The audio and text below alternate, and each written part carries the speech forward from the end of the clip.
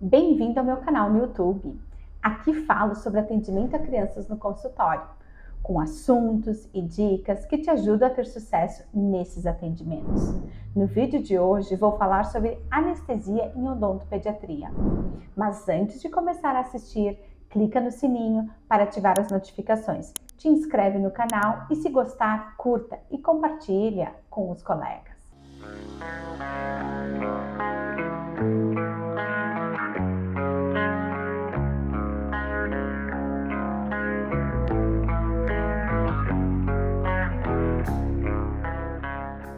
Então vamos começar a conversar sobre um assunto, anestesia em odontopediatria. E eu gosto muito desse assunto porque ele é extremamente desafiante para nós, odontopediatras, e para você, clínico, que com certeza que gera um pouco de desconforto, medo, insegurança, mas eu estou aqui para lhe dar alguns macetes e lhe dizer como eu faço no meu consultório. Primeiro vamos conceituar o que seria a anestesia, como ela age no nosso organismo.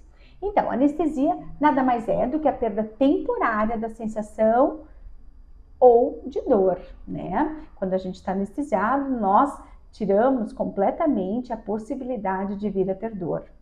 Produzida sim por um agente, sem deprimir o nível de consciência. A gente não utiliza a anestesia em consultório sem a perda de consciência.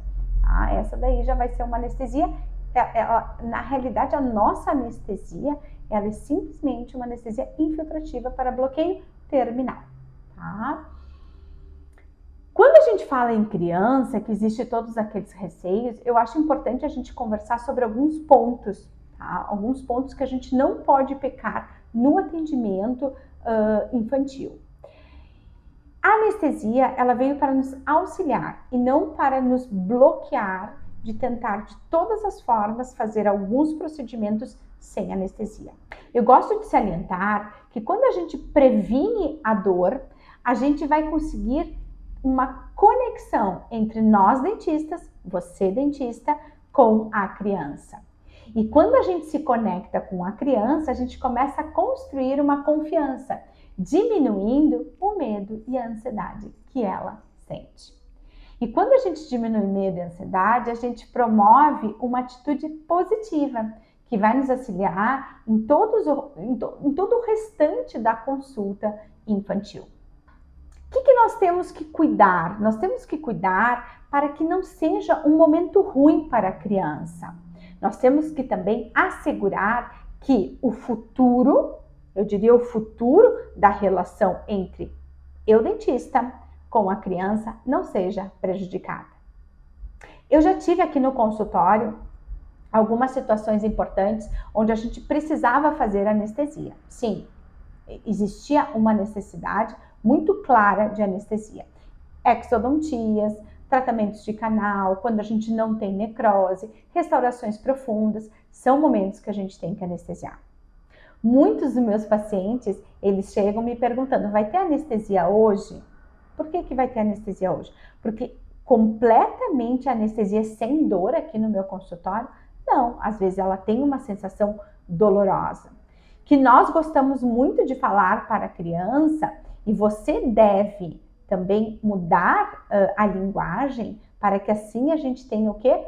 Diminuição da ansiedade e do medo. Nós não falamos em dor, nós falamos em desconforto, incômodo. Então, é claro que às vezes, aqui comigo, nós temos sim um desconforto e um incômodo. Mas a gente coloca que quando a gente está proporcionando uma certeza de que ela só vai ter aquele desconforto no início, mas que depois ela não vai ter dor, nós vamos estar se conectando sim, mesmo com a anestesia, com a criança. O controle de dor, ele é essencial. Por que ele é essencial? Porque tratamento sem dor deixa uma criança feliz. Ela até pode sair do consultório dizendo, foi demorado, foi chatinho, mas ela não pode dizer que doeu, que ela sentiu dor e que ela realmente não teve uma sensação de prazer. Um outro cuidado que nós temos que ter, e você também, é quando a gente toma a decisão de anestesiar ou não. A gente nunca vai levar em consideração se a gente anestesia ou não o fato da criança colaborar ou não. Não, essa criança é bem queridinha, ela não tem medo de agulha, ela deixa, então eu vou anestesiar. Não, essa não gosta de agulha, então nós não vamos anestesiar. Não. O que decide se precisa de anestesia ou não é a necessidade frente ao nosso tratamento. Até porque todos nós, e mesmo as crianças também, é claro, a gente consegue muito mais lidar com a dor, com o desconforto, se ele for avisado e não simplesmente sentido. Se você chegar, eu tenho certeza que se você chegar por uma criança, e é como eu faço aqui, como é que eu digo para a criança? Precisamos fazer o seu dente dormir, precisamos fazer a sua gengiva dormir, para que você não tenha nenhum desconforto, para que tudo fique bem quando a gente começar a fazer a remoção do bicho da cárie, por exemplo. Talvez quando eu estiver fazendo seu dente dormir, você sinta algum incômodo. Se você sentir esse incômodo, me avisa que eu vou fazer de tudo para que logo solucione este seu problema. Ela está pronta para receber um incômodo. Não falo nada, não faço anestesia, vou pegar a minha broca, vou começar a fazer remoção de tecido cariado e ela sente dor.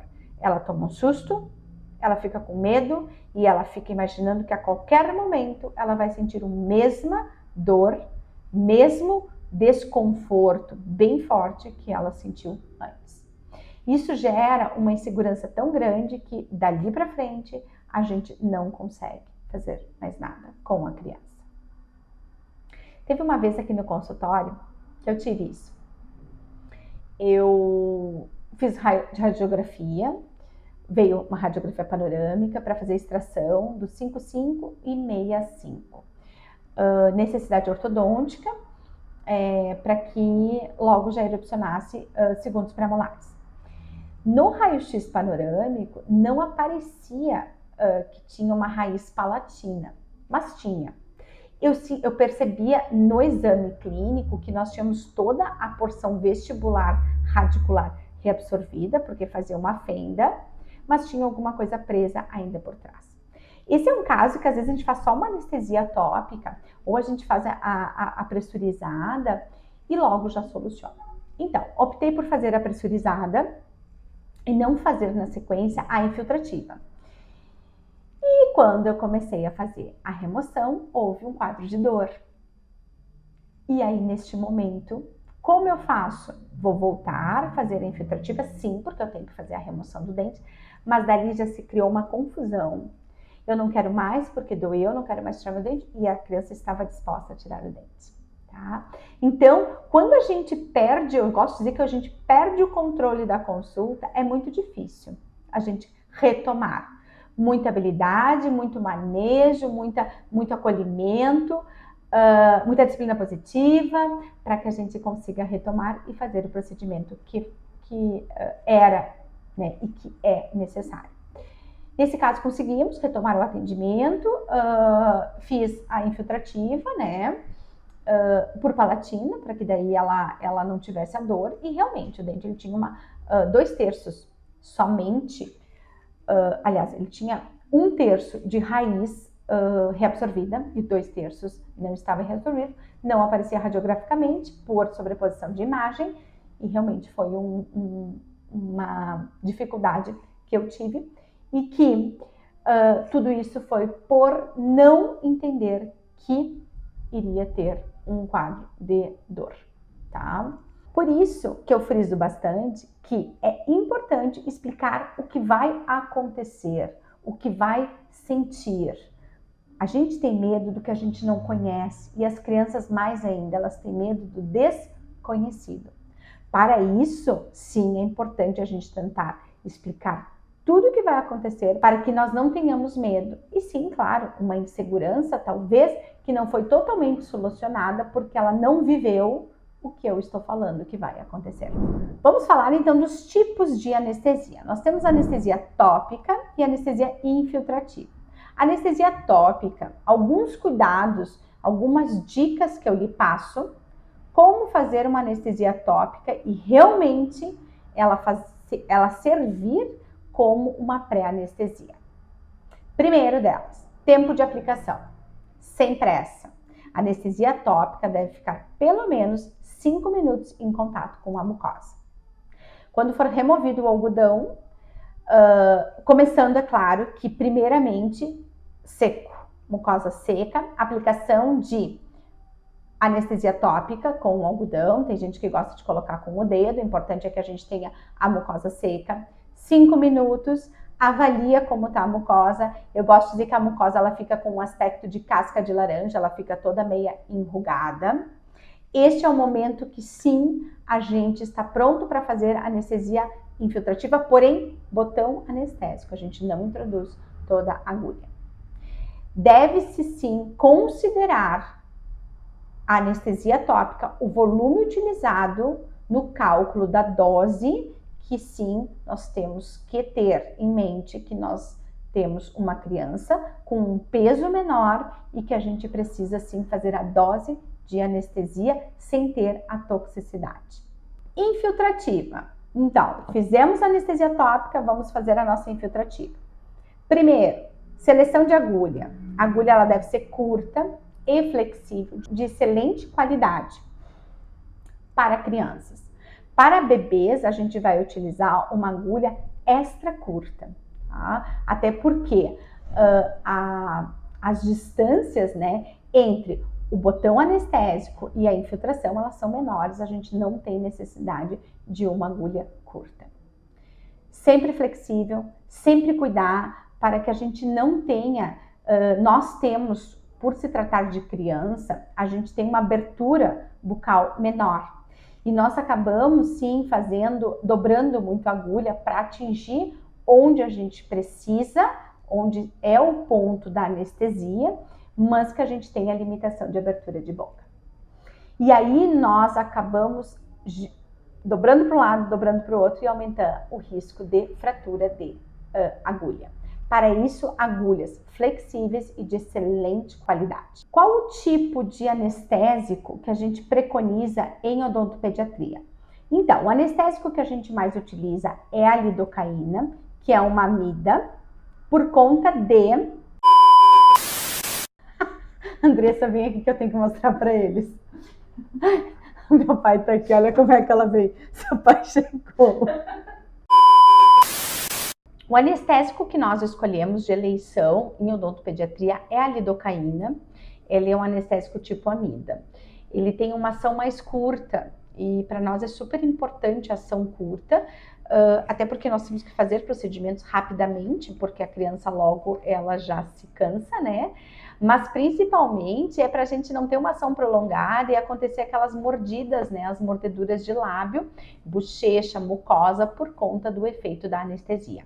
No caso, a gente tem sim a mepivacaína, a bupivacaína, que também são excelentes anestésicos, mas eles têm uma ação mais prolongada. Então, a gente não precisa correr esse risco e ficar 1 hora, 2 horas com efeito anestésico na criança e o risco, sim, de fazer úlceras traumáticas, tá? Uma outra questão importante quando a gente fala de anestesia infiltrativa é a anestesia à distância, tá? O que seria anestesia à distância? Quando nós temos um processo inflamatório, infeccioso, junto do dente, e nós escolheríamos não fazer uma anestesia à distância, mas somente uma infiltrativa junto ao dente, a gente vai ter que sim optar por fazer no início da terminação nervosa, né? Que seria essa distância. Porque a ação do meu anestésico não vai ter uma boa eficácia. O que eu quero dizer com isso? Quando a gente tem uma área infeccionada, o pH é um pH ácido, ele é menor de 6. E o nosso anestésico, ele é um sal, né? E para isso a gente precisa, sim, que o meio ele esteja neutro para alcalino, para que a gente tenha uma ação adequada. Então, a gente opta em fazer à distância, que a gente não gosta muito porque fica muito lado paralisado temporariamente, mas nessa opção, para termos certeza da eficácia e eficiência de nossa anestesia, sim, é importante fazermos técnica à distância, tá? justamente por essa questão do pH. Também usamos sim anestésico com vasoconstritor, tá? A gente vai ter a construção dos vasos sanguíneos e a constrição dos vasos sanguíneos vai diminuir a absorção do anestésico, né? Para a circulação. Nós diminuindo a absorção desse anestésico, nós vamos diminuir duas coisas importantes, que é o risco de intoxicação, né? Então, a gente vai diminuir a toxicidade e também o tempo prolongado, aquela ação prolongada do anestésico com os riscos de fazer úlceras traumáticas, tá? Tudo isso, a técnica, ela é ótima, né? Técnica atrativa, fiz correto, mas a gente precisa, sim, avaliar o quê? O manejo comportamental que, sim, a gente vai fazer com a anestesia na criança. Primeiro, dica, não desconsiderar o que a criança está sentindo. O que eu quero dizer com isso? Se ela está dizendo que está sentindo uma sensação diferente, se ela está sentindo que ela está sentindo uma sensação mesmo de dor, ela está sentindo um formigamento, algo que não pareça ser significativo, não desconsidere. Cada criança, cada corpo age de uma forma frente, né, a alguma manifestação, enfim, alguma forma que a gente tenha de o corpo reagir. Tá? Então, sempre considerar o que ela está sentindo. Eu gosto muito de um pensamento, né, de uma linha de raciocínio da disciplina positiva, que é a seguinte: a gente sempre vai validar o sentimento, o que a criança está sentindo. Não quer dizer que a gente concorde com ela, né? Mas a gente aceitar e considerar e validar é bem importante, tá? Mas, o que a gente precisa fazer? Explicar a sequência, o que vai acontecer. A gente tem medo, como já disse, do desconhecido. Então, a gente tem que explicar toda a sequência do que nós vamos fazer. Evitar que a criança veja a mesa de trabalho, que veja, né, a ação mesmo ali, da nossa carpule montada, né, que isso acaba assim gerando com certeza bastante desconforto, tá? A gente precisa usar uma palavrinha que é falar do quê?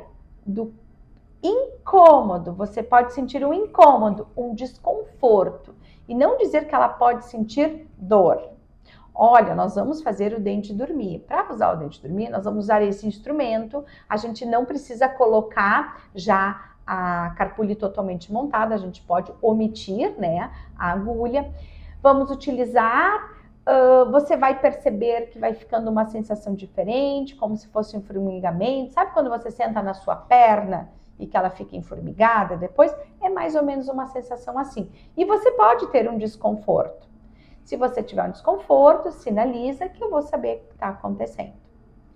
A dor, quando eu falo para ela que talvez ela sinta alguma coisa, a gente diz que é uma dor previsível que venha. E aí a gente não vai dar nenhum susto e nós vamos estar se conectando com a criança.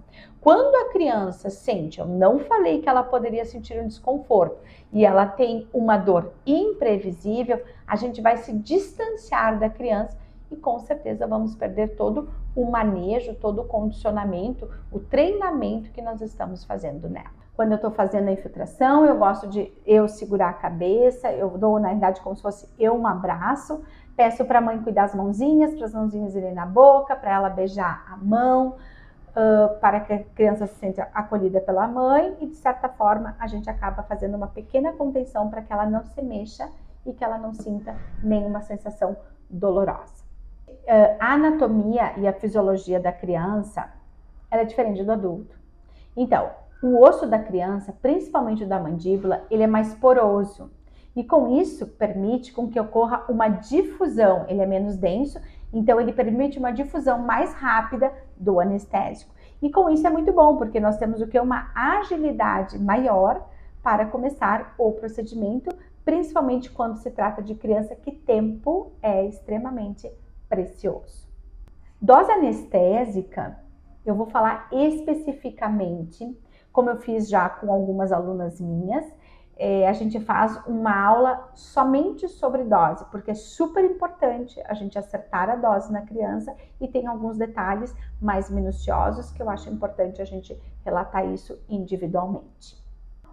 Hoje, nós temos alguns anestésicos e hoje sim a indústria ela tem trabalhado muito com algumas inovações buscando o quê? A gente tem que minimizar a dose do anestésico, aumentar o conforto do paciente e melhorar a taxa de sucesso. Primeiro, importante, se a gente tem uma dose menor anestésica, a gente vai ter menos risco de toxicidade e a ação prolongada do anestésico. Conforto do paciente, então nós temos anestesias tópicas, eles estão inovando em tipos de anestésicos, nós temos hoje a anestesia por pressurização, que ela também diminui a dose, ela aumenta sim o conforto do paciente, eu acho que sim, e nós também temos uma taxa de sucesso com o uso dela. Eu gosto muito, eu uso bastante no meu consultório a anestesia por pressurização e eu tenho um resultado bem legal, bem legal. A gente precisa um pouquinho de manejo, principalmente pelo susto, porque o barulho é grande, da ação, né, da pressão. Então, mas quando a gente faz de forma lúdica, faz um manejo, acaba dando tudo certo. Se você se sente inseguro para anestesiar, pegue algumas dicas dessa que nós conversamos agora. Eu tenho certeza que vai lhe ajudar muito, contando como eu fiz, como eu faço. Tenho certeza que vai lhe ajudar e vai, quem sabe, lhe encorajar, você clínico.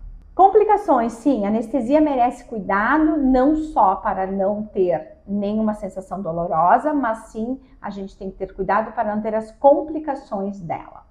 Primeira delas, eu acho que é uma overdose, a toxicidade, super importante.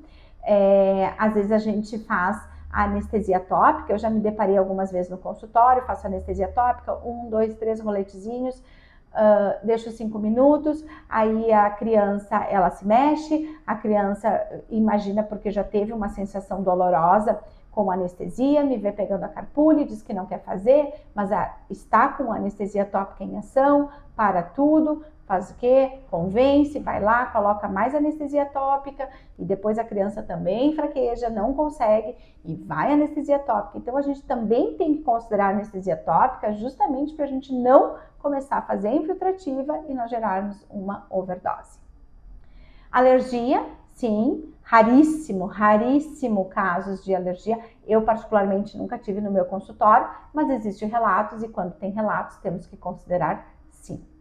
Quando a gente faz o botão anestésico, aquele que eu comentei, é importante fazer o botão anestésico, tirar a infiltração, remover a infiltração e olhar se dá alguma reação naquela mucosa. Não tendo reação, quando se faz pela primeira vez a anestesia, sim, a gente retoma e faz o restante da anestesia infiltrativa.